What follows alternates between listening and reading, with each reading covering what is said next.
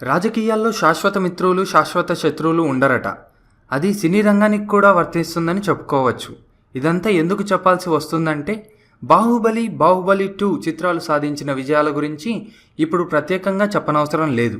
అదేవిధంగా అందులో రమ్యకృష్ణ పోషించిన శివగామి పాత్రకు ఆమె అందుకున్న ప్రశంసలు గురించి కూడా చెప్పనవసరం లేదు. గురించి తెలిసిందే.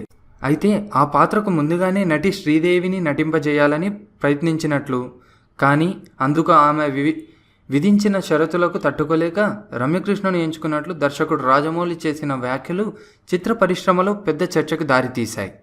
ఇంత జరిగిన తర్వాత తాజాగా రాజమౌళి దర్శకత్వంలో అతిలోక సుందరి శ్రీదేవి నాయకిగా నటిస్తున్నారనే ప్రచారం సోషల్ మీడియాలో వైరల్ అవుతుంది. నిజానికి రాజమౌళి తదుపరి చిత్రం ఏమిటన్నది అధికారికంగా ప్రకటించలేదు. అయితే మహాభారతం నేపథ్యంలో ఒక చిత్రం చేయాలన్న ఆసక్తి వ్యక్తం చేశారు. బాహుబలి చిత్రం ప్రమోషన్లో భాగంగానే కేరళకు వెళ్ళినప్పుడు నటుడు మోహన్ లాల్తో చిత్రం చేయాలని కోరికను వెల్లడించారు. ఈ వీడియో మీకు నచ్చినట్లయితే లైక్ చేయండి అండ్ మీ ఫ్రెండ్స్కి కూడా షేర్ చేయండి. Thank you for watching.